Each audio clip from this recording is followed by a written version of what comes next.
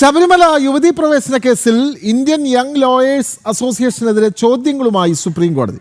ശബരിമലയുമായി ബന്ധപ്പെട്ട പൊതു താൽപ്പര്യ ഹർജിയിൽ നിന്ന് എന്ത് ഗുണം ലഭിച്ചുവെന്ന് അസോസിയേഷനോട് കോടതി. നിയമസ്ഥാപനമായ ഒരു സംഘടനയ്ക്ക് ആരാധനയ്ക്കുള്ള അവകാശം എങ്ങനെ അവകാശപ്പെടാൻ കഴിയും? വിശ്വാസികളാണോ ഈ സംഘടനയുടെ തലപ്പത്തെന്നും ജസ്റ്റിസ് നാഗരത്നയുടെ ചോദ്യം. വിവരങ്ങളുമായി എസ് നന്ദഗോപൻ ചേരുന്നു. നന്ദഗോപൻ, നമുക്കറിയാം ശബരിമലയുമായി ബന്ധപ്പെട്ട ആചാര അനുഷ്ഠാനങ്ങളിലെ സവിശേഷതകൾ ഇത് ചോദ്യം ചെയ്തുകൊണ്ടാണ് ഇന്ത്യൻ യങ് ലോയേഴ്സ് അസോസിയേഷൻ ഇപ്പോൾ കോടതിയിലെത്തിയിട്ടുള്ളത്. അപ്പോൾ ആ സംഘടനയോടാണ്, പൊതു താൽപ്പര്യ ഹർജിയുമായി എത്തിയ സംഘടനയോടാണ് സുപ്രീം കോടതിയുടെ ചോദ്യം. ഇത്തരം കേസുകൾ കൊണ്ട് അല്ലെങ്കിൽ ഈ ഹർജിയിൽ നിന്ന് എന്ത് ഗുണം ലഭിച്ചു എന്നുള്ള കോടതിയുടെ ചോദ്യം വളരെ പ്രധാനപ്പെട്ടതാണ്. കൂടുതൽ വിവരങ്ങൾ നന്ദഗോപൻ.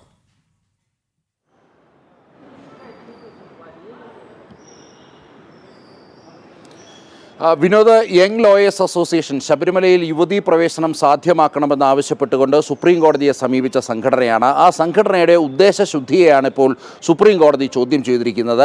എന്തുകൊണ്ടാണ് ഇത്തരമൊരു ഹർജിയുമായി സുപ്രീം കോടതിയെ സമീപിച്ചത് എന്നുള്ളത് ഇന്നിപ്പോൾ ജസ്റ്റിസ് ബി വി നാഗരത്ന ചോദിക്കുകയുണ്ടായി. വിശ്വാസികളാണോ ഈ സംഘടനയുടെ തലപ്പത്ത് എന്നുള്ള ചോദ്യമുണ്ടായി. രാജ്യത്ത് ക്ഷേമ പ്രവർത്തനം നടത്തേണ്ട ഒരു സംഘടന അല്ലെങ്കിൽ അത്തരമൊരു ഓർഗനൈസേഷൻ ഇത്തരമൊരു വിഷയം ഏറ്റെടുക്കാൻ എന്തുകൊണ്ട് തീരുമാനിച്ചു എന്നുള്ള ചോദ്യം വന്ന് കോടതിയുടെ ഭാഗത്തു നിന്നും ശബരിമലയുമായി ബന്ധപ്പെട്ട പൊതു താൽപ്പര്യ ഹർജിയിൽ നിന്നും എന്ത് ഗുണമാണ് ഈ സംഘടനയ്ക്ക് അസോസിയേഷന് ലഭിച്ചത് എന്നുള്ളതും കോടതി ചോദിച്ചു. മാത്രമല്ല, നിയമസ്ഥാപനമായ ഒരു സംഘടന, യങ് ലോയേഴ്സ് അസോസിയേഷൻ എന്നുള്ളൊരു നിയമസ്ഥാപനമായ ഒരു സംഘടനയാണ്.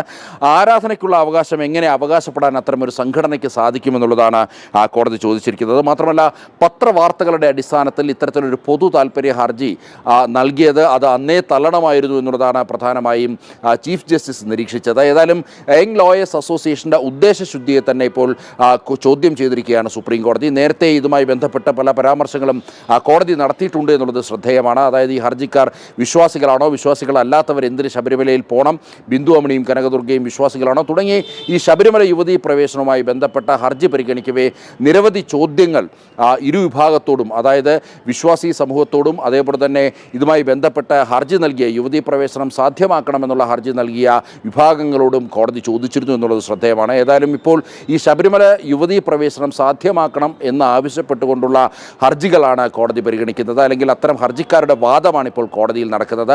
അതിനിടയിലാണ് വളരെ നിർണായകമായ ചില ചോദ്യങ്ങളും നിരീക്ഷണങ്ങളും സുപ്രീം കോടതിയുടെ ഭാഗത്തു നിന്നും ഉണ്ടായത്. വിനോദ്, വളരെ വ്യക്തമാണ്. ശബരിമലയിൽ യുവതീ പ്രവേശനം അനുവദിക്കണമെന്നുള്ള പൊതു താൽപ്പര്യ ഹർജിയുമായി ഇന്ത്യൻ യങ് ലോയേഴ്സ് അസോസിയേഷനാണ് സുപ്രീം കോടതിയെ സമീപിച്ചത്.